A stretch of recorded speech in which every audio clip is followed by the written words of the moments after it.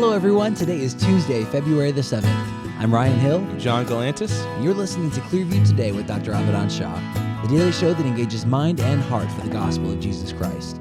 You can visit us online at clearviewtodayshow.com, or if you have any questions for Dr. Shah or suggestions for future episodes, let us know by sending us a text to 252-582-5028. You can also email us at contact@clearviewtodayshow.com. That's 100% right, and you guys can... That was so stupid. Would it be 95% right? Yeah, that was dumb. It's just mostly right. Keep going. All right, you guys can... That's 112% right. You guys can help us keep the conversation going by supporting the podcast, sharing it online, and leaving us a good review on iTunes. We are going to send you guys a link right in the description of this podcast so you can help us do just that. That's 175%. That's 175% right. I don't want to leave that in. Extra, but I guess now we kind of have correct. To. John, why don't you deliver the verse of the day to our listening audience today? But I'll do it anyway. 1 Chronicles 29:11, yours, O Lord, is the greatness, the power, and the glory, the victory, and the majesty, for all that is in heaven and in earth is yours. Yours is the kingdom, O Lord, as you are exalted as head over all. A lot of times in our lives, we lose perspective. Mm-hmm. We think about what's going on in our lives, what's happening immediately to us, and we forget where we are in the grand scheme of the universe and creation. Yeah. Not that we don't matter to God, but God is infinitely higher than we are. Well, I think that word you use, perspective, is the best word that can be used, because a lot of times we get to thinking, and I know this is true for me, that I'm the center of the story, because my perspective is the main only character. one I have. Yeah, this is the only perspective. I can try to see through your eyes, but I can never live your life. I can't live your experience. So that results in me thinking that I'm the nucleus and everything orbits around me. Right. And God is one of those big orbits, but he's still orbiting around me because he's impacting my life. It's very the opposite. Absolutely. Very the opposite. Speaking of the main character of our story, I looked at your Snapchat story the other night, and I saw that you made something that looked delicious. It looked delicious, but it was, well, let me rephrase. It tasted good. Okay. It tasted good. So I made some chili. I made chili with... Love chili, especially when it's cold outside. I made chili with beef and lamb. And so what I wanted to do was, it was good. I didn't realize this. I bought some lamb thinking it was like healthy, very fatty meat. Yeah, it is. But it was good. But it tastes good. Yeah, it tastes good. Yep. That's my Mediterranean roots coming through. I love lamb.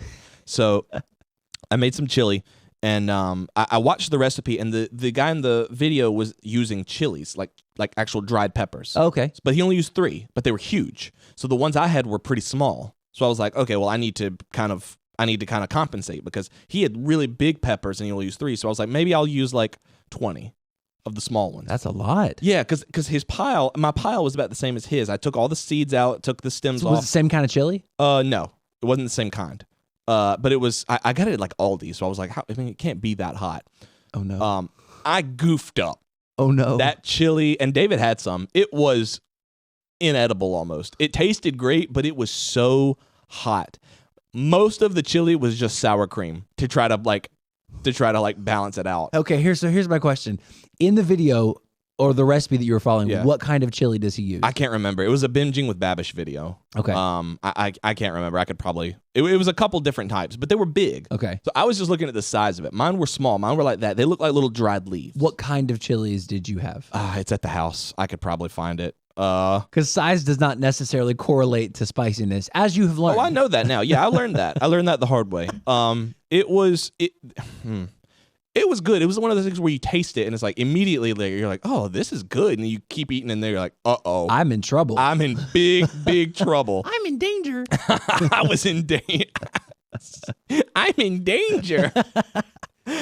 So I had David came over the next night, and I told him the story. He was like, wow. He was like, that's crazy. And I kept waiting for him to do that thing that dudes always do where they're like, I'll try it, man. Yeah, I'll do it. He just didn't. So I was like, yeah, but I mean, it's hot, dude. You could try it. He was like, yeah. And he just wouldn't take the bait. So finally I was like, I'm going to make you a bowl of the chili. He was like, that's okay. I really don't want it. It sounds pretty bad. Like, it sounds like it's going to hurt me. So I was getting offended. So I went and just made it, and I put it in front of him, and he ate it. And he was like, yeah, no, this hurts. I wish you hadn't served me this. Yeah, he was like, and it's crazy because I could have not eaten it. Right. But out of social pressure, I did. And he ouch. And he paid the price. How was it, Dave? Sorry, I didn't mean to. You told me I wasn't going to be in this episode. Sorry about that. It was bad. Yeah, it was bad. I mean, It the was- flavor was there. Painful. The flavor was there. It tasted good. yeah. But yeah, it wasn't that I didn't take the bait. I genuinely just didn't realize you were trying to bait me in it. Oh yeah, I was trying to get. I didn't want it. I didn't want any part of it. I was just there to see the baby and hang out. And I ended up leaving in pain and had a nice reminder the next day. Yeah, that was I just hate wasn't to hear good. that. It was crazy, man. It was crazy. yeah. So if you're out there and you're thinking about following some online recipes, make sure to get the same, because chilies are something you don't want to play around. You don't mess around. You don't want to be experimental there. Right. Yeah. Be experimental with your little Walmart seasonings and Yeah. stuff, but don't deviate from the chilies because they will mess you up. Yes, they will. Absolutely. Well, I hate you had to learn that lesson the hard way. Well, thank you. I don't know. I don't know, man. Maybe that was the Lord trying to teach me something. Maybe. Like, stick to the book. You know what I mean? Follow the recipe. Don't deviate. Don't deviate. Follow the recipe. Don't shoot from the hip. That's right. Well, we've got an exciting episode planned for you guys today. We're going to grab Dr. Shah in just a second. But if you have any questions or suggestions for new topics, make sure you send those in those text messages to 252-582-5028 or visit us online at clearviewtodayshow.com. We'll be back after this. Hey everyone, my name's Ellie, And I'm David. and we want to take a minute and let you know how we can actually serve you as you're listening to Clearview today. The Bible paints an extraordinary picture of who we are as a church body. The mission of Clearview Church is to lead all people into a life-changing, ever-growing relationship with Jesus Christ. A huge part of leading people is praying for them. A big reason that Christians have unanswered prayers in their life is because they're not praying. You know, 1 John 5:15 says, "And if we know that he hears us, whatever we ask, we know that we have the petitions that we have asked of him." If you're listening to the Clearview Today show, we want to know how we can pray for you as well. There's a number of ways that you can get in touch with us at Clearview and share your prayer request, but the best way is by texting us at 252-582-5028. You can also send us an email at prayer@clearviewbc.org, or you can download the Clearview app on iTunes or Google Play. You know, on that app, there's a dedicated prayer wall that helps us to get to know what's going on in your life, how we can pray for you, and how we can take any necessary steps to get you moving in the right direction. Thanks for listening. Now let's get back to the show.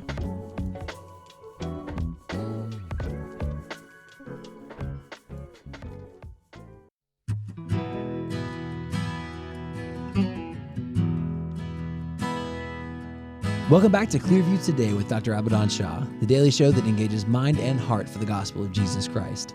You can visit us online at clearviewtodayshow.com, or if you have any questions or suggestions for future episodes, send those in a text to 252-582-5028. Happy Tuesday, boys. It's Tuesday. Tuesday. I'm feeling good on a Tuesday. I don't know what that was. I just rolled it. You're bringing some life into it, man, and I respect you for that. Thank I you. wish you hadn't Appreciate done it, but I respect you for trying. I wish you hadn't done it, but I respect you for trying. Changing things up. Yeah, that's right. If you're joining us for the first time, if you're new and visiting with us, first and foremost, sorry about that. But then also, we want to welcome you in. We want to make you aware of who you're talking to today. Dr. Abadan Shah is a PhD in New Testament textual criticism, professor at Carolina University, author, full-time pastor, and the host of today's show.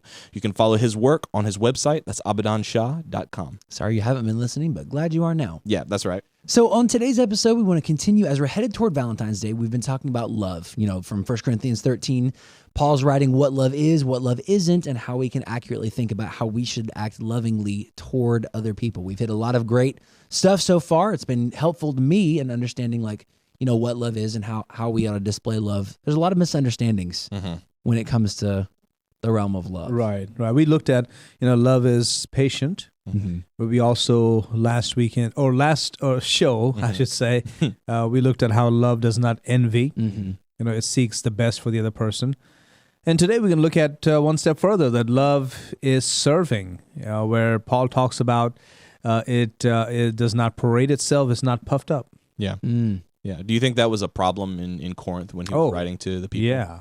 Because I remember we were talking about it on the Friday show of last week, that he was writing this to the Corinthian church. Yeah. Right. And this is the one I think that I always remember. Most of Paul's letters are like, hey, thank you, I appreciate you, I love you guys. But there's always that one, and I believe it's always the Corinthians, where he's like getting on to them. Corinth was a mess. Yeah. Well, He had to give them a whooping. We only think about the Jewish diaspora, but there was also the Phoenician diaspora. There was the Greek diaspora, there was the Hittite diaspora. So there are a lot of people moved around. So when you think about Corinth, Greece, don't just think of it being populated by Greeks. That's a mistake people make.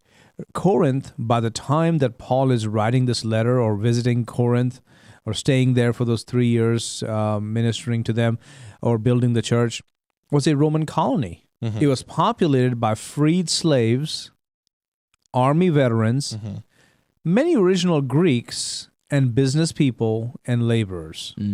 Now pay attention to those categories. Freed slaves, so they have a sense of pride, right? Which is good, right? They're coming out of slavery. They have bought their freedom or whatever, but they're fighting to express themselves as freedmen. Sort of overcompensating, I guess. Yeah. Maybe Getting rid a little of that bit. complex. Maybe. We don't know for sure, but maybe.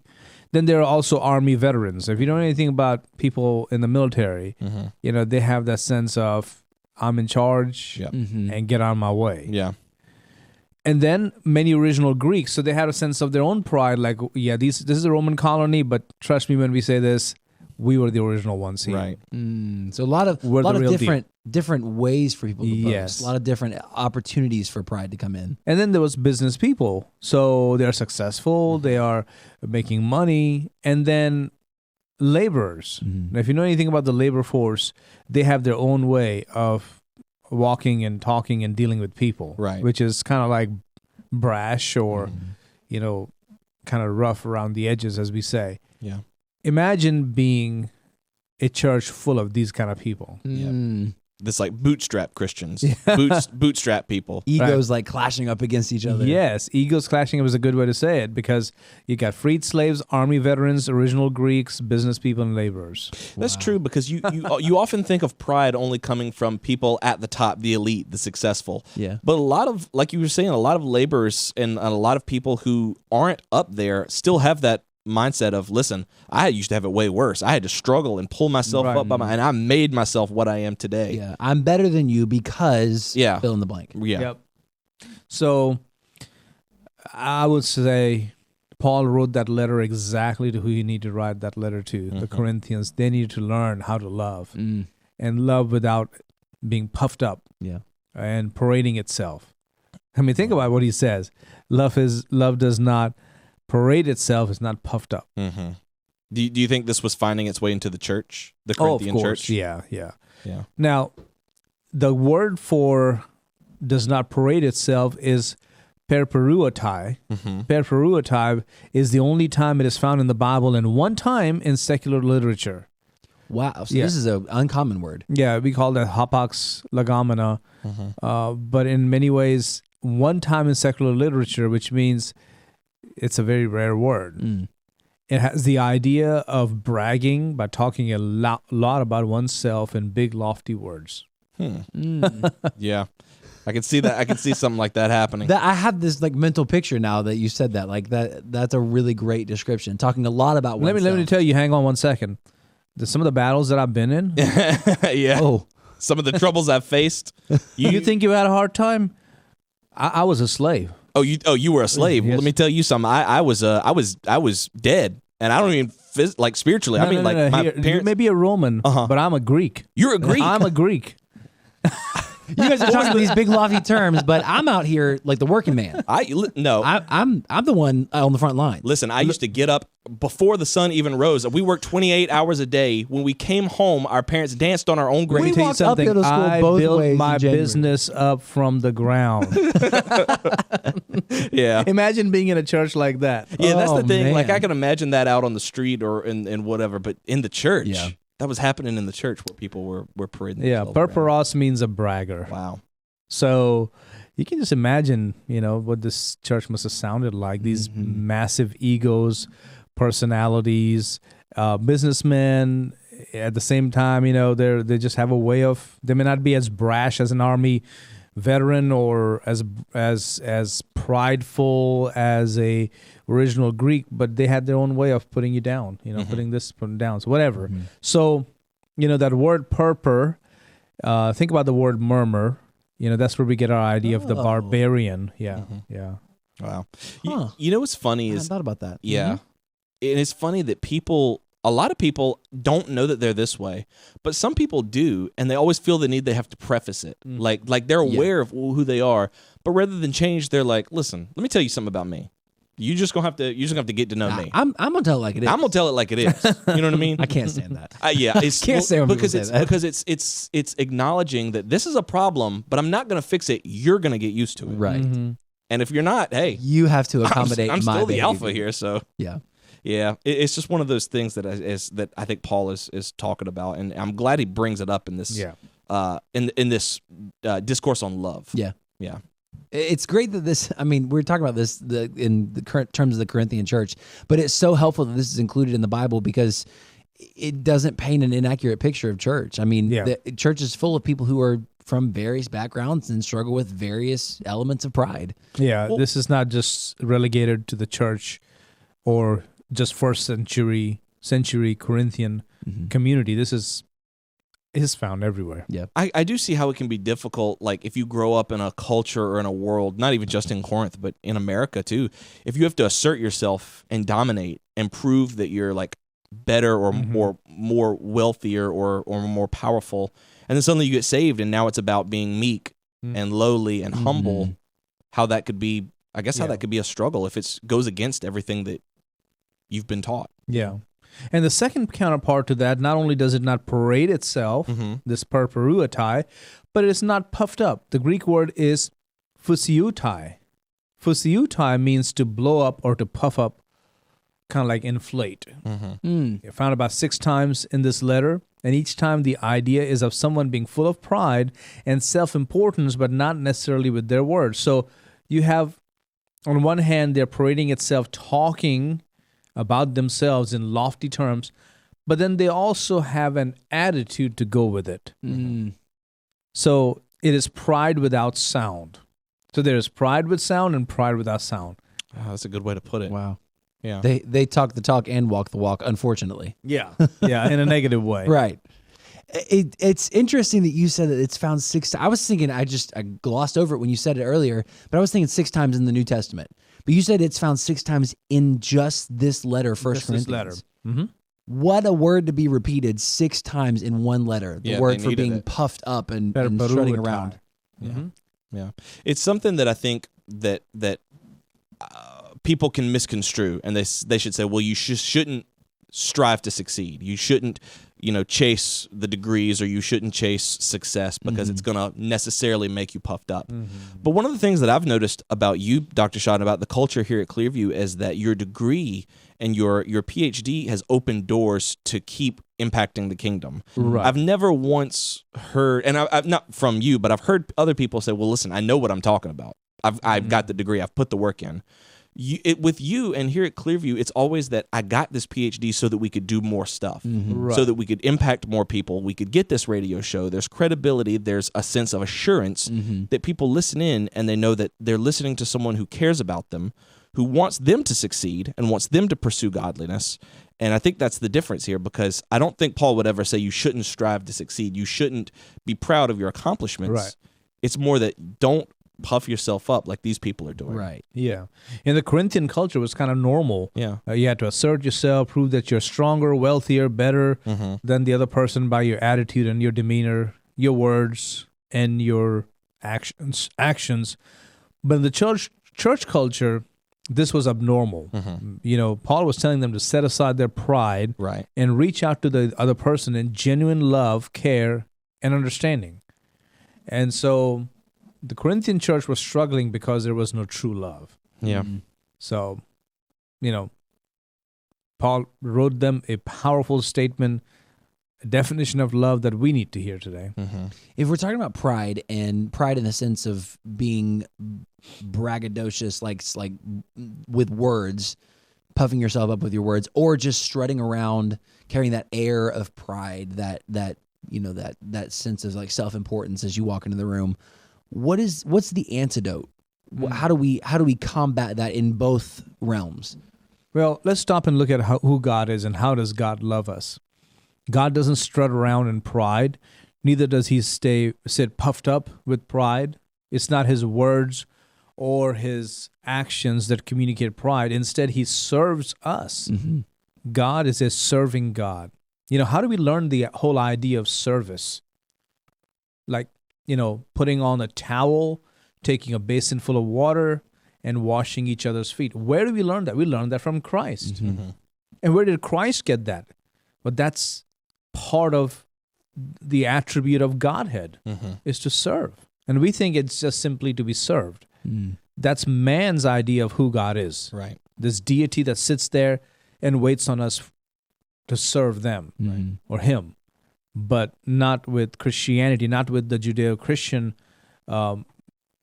foundation or the Old and New Testament. God is the one who comes down to serve. Yeah. You made a statement one time, Dr. Shah, that stayed with me for a while, that it's very difficult to love people when you're trying to convince them, either wordlessly or with your words, why they should love you and why they should be grateful that you're in their lives. And I've done that before. I've done that where I try to make people understand that, I'm the key to this. I'm the key to your happiness, or I'm the key to your success, or whatever. Like all these things, but at the same time, then I'm not thinking about them at all. Right. I'm never when I'm doing that, I'm never thinking about their actual well-being, just what I can get from them. Yeah. Which is their validation or their approval or whatever it is. I'm not actually thinking about serving them at all. Yeah. Right.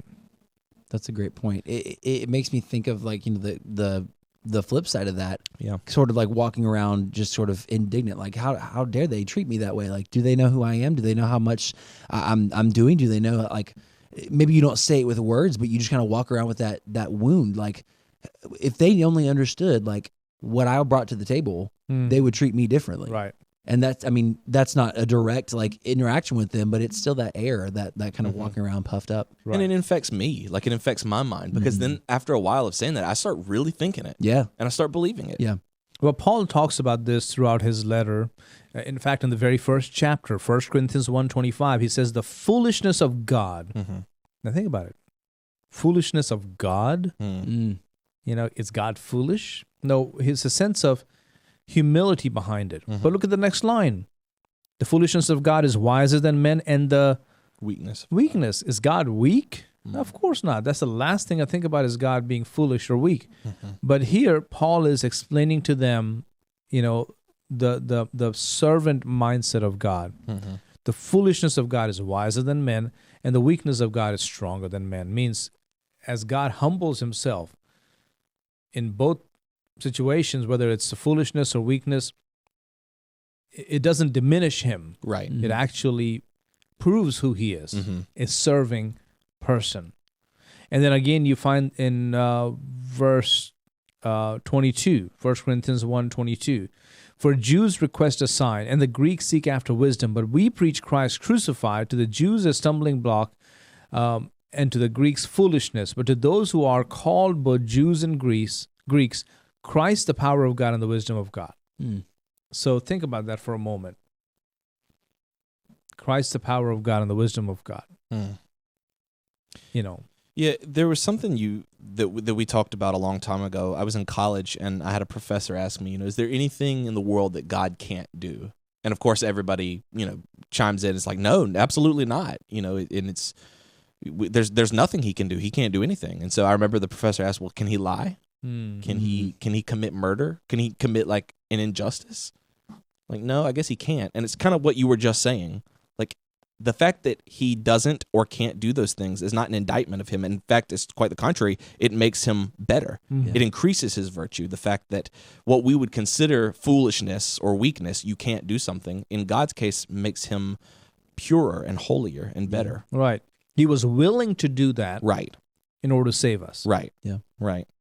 I love that you bring that up, Dr. Shah. I love that the way that you have laid that out, and just like Paul did, where we have this comparison of the Corinthians who are strutting around in pride, or who are with their words building themselves up, and he's like, "Hey, listen, we're preaching Christ, the one who could brag, the one who could boast, the one who could strut around, and yet came to serve, the ultimate example of humility." And imagine how Paul had to navigate through this world that was full of pride. And almost like when you go to New York, if you ever drive like close to New York City, I don't drive. I've never driven inside New York City. It's crazy. Yeah. But they tell you, when you're here, don't try to have your southern charm. Mhm. Yep. Don't try to be like, go ahead, come on in, come on in. Yeah, they don't like that. They don't like that. They'll honk at you. And it's like, what are you doing? Yep. Keep going. I'll I, find my way in. I've driven through the Bronx one time in my life, Oh, yeah. and it was, you can't drive like you drive down here. Same. Nope. It was a nightmare. I did it. Ellie and I went up to New York, and I think she stopped to wave someone through, and they did not like it. Mm. They don't like that. No. So it's like you're like, well, I'm going to help you guys. No. So imagine Paul having to walk into this world and still talk about love and still talk about humility and still have authority with them. Mm-hmm. So some of the statements that he made in 1 Corinthians 2:3, he said, I was with you in weakness, in fear, and in much trembling, and my speech and my preaching were not with persuasive words of human wisdom, but in demonstration of the Spirit and of power. So it's not like he's saying we didn't have any power. He's like, no, we were weak, but in the process, the Spirit was powerful. That's right. So what is the goal? That your faith should not be in the wisdom of men, but in the power of God. I mean, we can preach on this for days. Amen. Amen. Another one here, 1 Corinthians 9:9. For though I am free from all men, I have made myself a servant to all. So he's not like saying, oh, I'm just a poor servant, because they would just like run over him. He'd be like, what are you doing waving us in? Keep going. I can find my way. Paul says, for though I am free from all men, means I'm not a slave. Trust me on that. I have made myself a servant to all, that I might win the more. And to the Jews I became as a Jew, that I might win Jews. To those who are under the law, as under the law, that I might win those who are under the law. To those who are without law, as without law, not being without law toward God, but under law towards Christ, that I might win those who are without law. To the weak I became as weak, that I might win the weak. I have become all things to all men, that I might by all means save some. So that's what a balance. Yeah. Mm-hmm. On the one hand, he's saying, I'm not foolish or weak, but I allowed myself to have that spirit so that I could save you. That's right.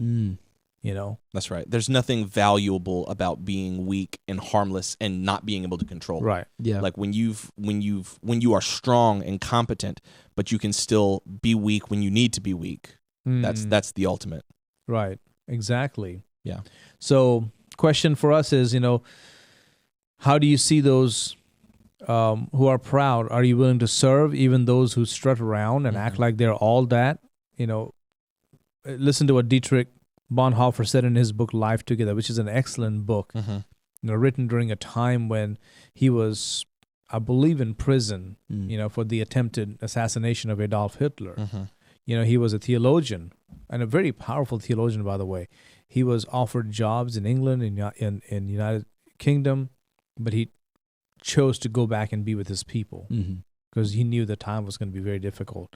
And he said in this book, Life Together, the classic exploration of Christian community, he says, he who is bearing others knows that he himself is being born, and only in this strength can he go on bearing. Wow. So why should I bear with you? Why should I deal with you? Well, because God deals with me, and I'm a proud, arrogant person. Wow. So I can keep dealing with you. That's right. What a great motivation for us to show love to others in that way. If you guys enjoyed today's episode, or you have questions or suggestions for future episodes, send us in a text at 252-582-5028. You can also visit us online at clearviewtodayshow.com. And on that same website, you have the opportunities to support us financially, to be obedient to what God has called you to do, and to show love, help us show love to other people by spreading the gospel. We have a question today from Perry C. Perry wants to know, what was the best vacation you ever took? Oh, wow. The best one for our family was back in 2009 when we took a cross-country trip all the way from Indiana, Kansas, Colorado, Arizona, a little bit of Utah before we got into Arizona, and then New Mexico and all the way back. I love the Old West, as many of y'all know that, and it was an amazing trip. I'll never forget that. Now, since then, our whole team has gone there as well. But, man, I love those Old West. Very nice. Very cool. We love you guys. We'll see you tomorrow on Clearview Today.